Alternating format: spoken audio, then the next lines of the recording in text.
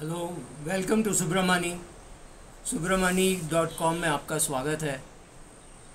जैसा देश वैसा बेस, आप देख रहे हैं बैकग्राउंड में मैं हिमाचल प्रदेश में बैठा हूँ। कल किसी छोटे से एक लड़के ने, बहुत ही जवान है, 18 साल का लड़का है और वो कहीं पे नौकरी कर रहा है एक होटल में। और उसने मुझसे पूछा क्या मैं 2000 रुपये हर महीने बचा सकता हूँ। तो मैंने कहा हाँ, 2000 रुपये हर महीने बचा सकते हो, तो उसके लिए क्या करना होगा। तो मैंने कहा पहली बार बचा रहे हो तो बैंक में आप एक रिकरिंग डिपॉजिट कीजिए, आरडी कीजिए। तो कहता हाँ नहीं नहीं, वो तो मेरे पिताजी कर रहे हैं, मेरे पिताजी 7-8 हज़ार रुपये की आरडी कर रहे हैं, मुझे आरडी नहीं करनी है, मुझे म्यूचुअल फंड में निवेश करना है। मैंने कहा आप म्यूचुअल फंड के बारे में क्या जानते हो। बोला कुछ नहीं जानता हूँ, लेकिन जानता हूँ कि लोग बहुत पैसा बना रहे हैं पिछले कुछ 1-1.5 साल में, तो मैं भी अपना पैसा निवेश करना चाहता हूँ, तो मुझे कितना उसमें लाभ होगा। तो मैंने बोला तुम्हारी उम्मीद क्या है, कितनी लाभ की उम्मीद करते हो। तो उस लड़के ने बोला मुझे लगता है उसमें बैंक में जितना मिलता है उससे डबल मिल सकती है। तो मैंने बोला बैंक में कितना मिलता है। तो बोला 6% मिलती है। तो मैं बोला तुमको क्या लगता है 12% मिल सकती है। तो बोला हाँ शायद 12% मिल सकती है। तो मैंने कहा 12% से तुम खुश हो या किसी और को पूछोगे और वो बोलेगा 25% मिलती है, तो 25 में जाओगे, 30 में जाओगे। तो बोला नहीं नहीं, मैं वो तो नहीं करूँगा। तो मैंने कहा आप पे कितने लोग हैं आपके घर में। तो उसने कहा मेरे घर में मैं हूँ, मेरे माता पिता हैं, एक बड़ी बहन है, उसकी शादी हो चुकी है, और मैं 18-19 साल का हूँ। मैंने बोला 18 या 19। तो बोला 18 मेरी ख़त्म हो गई है, अभी 19 का बैठा है। तो मैंने बोला पढ़ाई कर रहे हो। बोला हाँ मैंने 12वीं पास की है और आगे पढ़ाई नहीं की। मैंने कहा क्यों पढ़ाई नहीं की। बोला नहीं अभी तो ये लॉकडाउन में मेरा 12वीं हो गया, लेकिन अभी कॉलेज वगैरह मैं नहीं जाना चाहता, मैं इसीलिए नौकरी पे लग गया हूँ। तो मैंने कहा 2000 नहीं, आप महीने के 500 रुपये भी बचा सकते हो। और मैंने कहा म्यूचुअल फंड के दफ्तर में जाओ, अपनी एक तस्वीर ले जाओ, अपनी आधार कार्ड ले जाओ। मतलब आधार कार्ड है। बोला हाँ आधार कार्ड है। तो उसको मैंने बोला अपनी आधार कार्ड, अपनी पैन कार्ड, अपनी फ़ोटो और एक अपनी चेकबुक ले जाओ। ये सब चीज़ें लेकर के म्यूचुअल फ़ंड के ऑफिस में जाओ, कोई भी म्यूचुअल फ़ंड के ऑफिस में जाओ। मनाली जाओ, मनाली में तुमको कोई भी म्यूचुअल फ़ंड की ऑफिस मिल जाएगी। उस म्यूचुअल फ़ंड में अपने माँ को भी लेके जाओ, अभी तुम्हारी शादी नहीं हुई है तो अपनी माँ या पिताजी को भी लेके जाओ और अपना निवेश शुरू करो। 2000 रुपये महीने के बचा सकते हो। तो 2000 रुपये महीने के कौन से फ़ंड में डालना है आपको कैसे पता चलेगा। तो उसने कहा हाँ नहीं आप बताओ। तो मैंने कहा एक फ़ंड होती है इंडेक्स फ़ंड। इंडेक्स फ़ंड में अगर आप डालोगे, और ये सोच के डालना कि अगले 30-35 साल उसको नहीं निकालोगे, मतलब बहुत ज़बरदस्ती हो गया तो निकालोगे, नहीं तो नहीं निकालोगे। अपने सेविंग्स बैंक के अकाउंट की तरह है, उसमें आप एसआईपी करोगे। एसआईपी क्या है। तो उसने कहा पता नहीं एसआईपी क्या है। तो मैंने कहा वही है जो तुम्हारे पिताजी करते हैं, तुम्हारे पिताजी आरडी करते हैं, बैंक में करते हैं, वैसे तुम एसआईपी करोगे म्यूचुअल फंड में, वही है, आरडी जैसा ही है।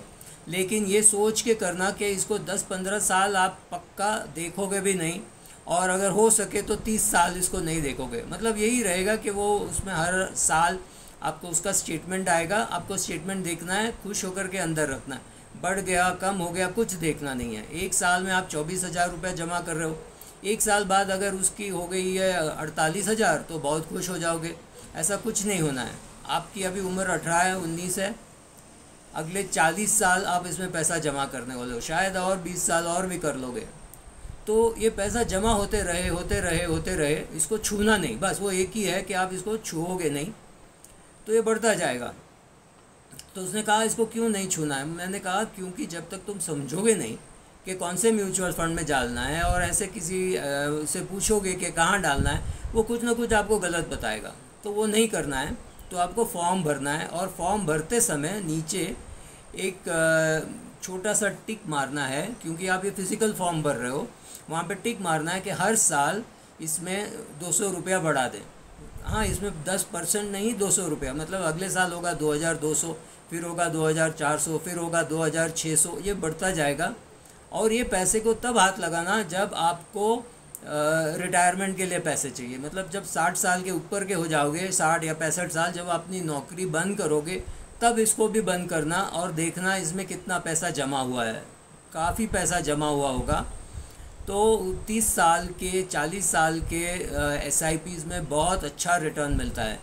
तो मैं आपको ये इंडेक्स फ़ंड क्यों बोल रहा हूँ, इसलिए कि इसमें अगर फ़ंड मैनेजर चेंज होता है, दूसरा फ़ंड मैनेजर आता है, एक आता है दूसरा जाता है, तो भी आपको कोई तरह की टेंशन नहीं है। आप बस इसमें लगे रहो, कुछ मत करो, किसी और की कुछ मत सुनो। तो उसने कहा मुझे कोई अपना इंश्योरेंस भी लेने की बता रहा है। मैंने बोला कितना इंश्योरेंस? तो बोला उसमें भी कुछ 25,000 रुपया साल का प्रीमियम भरना होगा। तो मैंने बोला उसमें अगर तुम मर जाओगे तो तुम्हारे माता पिता को कितना पैसा मिलेगा? तो उसने कहा कि उसमें कुछ 20 लाख रुपया मिलेगा।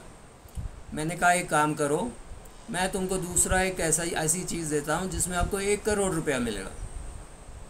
तो उसने कहा उसमें कितना जमा करना होगा? मैंने बोला उसमें 8,000 रुपया जमा करना होगा साल का, लेकिन मरोगे तो 1 करोड़ रुपया मिलेगा। बोला मुझे इतना नहीं चाहिए, मेरे घर वालों को इतना नहीं चाहिए, क्योंकि वो मेरे बगैर जी लेंगे। तो मैंने कहा 1 करोड़ आज बहुत बड़ा लगता है, 10-15 साल बाद ये बहुत बड़ी रकम नहीं होगी। तब तुम्हारी शादी हो गई होगी, तुम्हारे बीवी होगी, बच्चे होंगे, तब ये रकम काम आएगा, तो अभी ले लो। तो उस लड़के ने, जो बहुत ही यंग है, उसने जाकर के उसने मुझसे कहा है कि वो जाकर के एक टर्म इंश्योरेंस और एक SIP ले लेगा, SIP in an index fund. अगर ये कोई लड़का और होता जो पढ़ा लिखा होता, सीख रहा होता, तो भी मैं उसको यही एडवाइस देता, लेकिन ये कहता कि थोड़ा सीख लो, फिर जाकर के थोड़ा पैसा large cap, mid cap, multi cap या कोई टेक्नोलॉजी फ़ंड या इंफ्रास्ट्रक्चर फ़ंड में डाल सकते हो। लेकिन अगर आप पढ़े लिखे नहीं हो, आप घर का काम करते हो या ऐसे हो, तो आपके लिए इंडेक्स फ़ंड बहुत अच्छा है। तो शुरुआत आप बैंक की FD से करें। इस बंदे ने इसलिए नहीं किया क्योंकि इसके पिताजी और अभी से कर रहे हैं 10,000 रुपया या 12,000 रुपया वो हर महीना बैंक में RD कर रहे हैं। तो इस लड़के ने कहा ठीक है, तो इसीलिए मुझे इक्विटी चाहिए, जो मुझे ठीक लगा।